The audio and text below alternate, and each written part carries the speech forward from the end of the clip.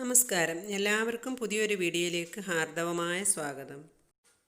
ഇന്ന് നമുക്ക് കടല കൊണ്ട് വളരെ രുചികരമായ ഒരു 4 മണി പലഹാരം തയ്യാറാക്കാം. ഇത് റേഷൻ കടയിൽ നിന്ന് കിട്ടുന്ന കടല കൊണ്ടാണ് തയ്യാറാക്കിയിരിക്കുന്നത്.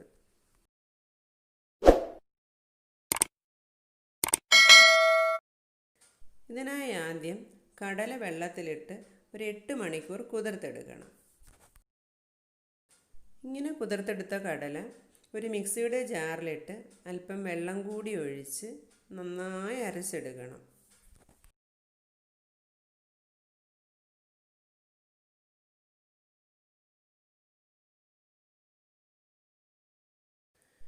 എന്നിട്ട് നന്നായിട്ട് അരച്ചെടുത്തിട്ടുണ്ട്. ഇനി ഇത് നമുക്കൊരു പാത്രത്തിലേക്ക് മാറ്റാം.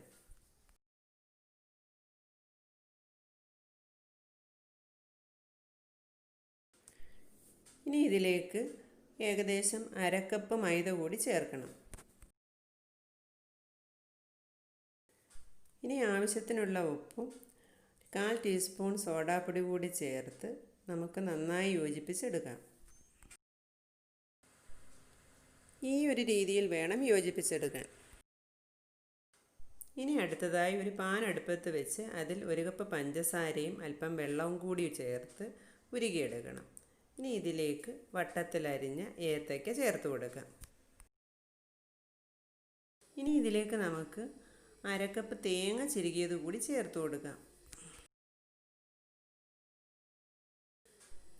ഇതെല്ലാം കൂടി പഞ്ചസാര ലായനിയിൽ കിടന്ന് നന്നായിട്ട് വെന്ത് വരണം. ഈ ഒരു രീതിയിൽ വെന്ത് കഴിയുമ്പോൾ നമുക്ക് സ്റ്റൗ ഓഫ് ചെയ്യാം. എന്നിട്ട് നന്നായിട്ട് ഉടച്ചെടുക്കണം. ഇനി ഇതിനെ നമുക്ക് ചെറിയ ചെറിയ ബാളുകളാക്കി പരത്തിയെടുക്കാം. അല്പം ചൂടാറിയതിന് ശേഷം പരത്തിയാൽ മതി കേട്ടോ, അല്ലെങ്കിൽ കൈ പൊള്ളും. ഇനി ഒരു പാൻ അടുപ്പത്ത് വെച്ച് അല്പം എണ്ണ ഒഴിക്കുക.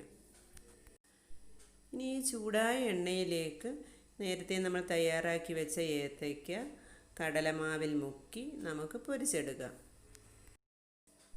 ഇത് തയ്യാറാക്കാൻ നോൺ സ്റ്റിക്ക് പാനാണ് നല്ലത്. കുറച്ച് എണ്ണ മതി ഇതിന്. ഇത് ഡീപ്പ് ഫ്രൈ ചെയ്ത് കഴിഞ്ഞാൽ എണ്ണ ധാരാളം കുടിക്കും. അതുകൊണ്ട് ഇങ്ങനെ ചെയ്യുന്നതാണ് നല്ലത്.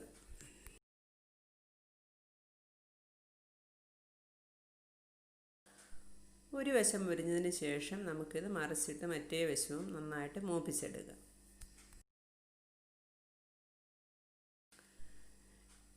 ഇത് മീഡിയം ഫ്ലെയിമിൽ വെച്ചാണ് നമ്മൾ തയ്യാറാക്കുന്നത്.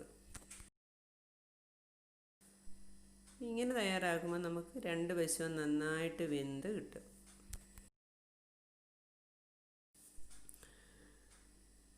ഇത് വളരെ ഹെൽത്തി ആയിട്ടുള്ള ഒരു 4 മണി പലഹാരമാണ്.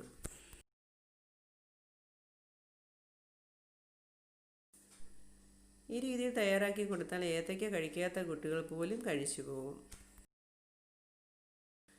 മറുവശവും മൊരിഞ്ഞിട്ടുണ്ട്. ഇനി നമുക്കിത് പാത്രത്തിലേക്ക് മാറ്റാം.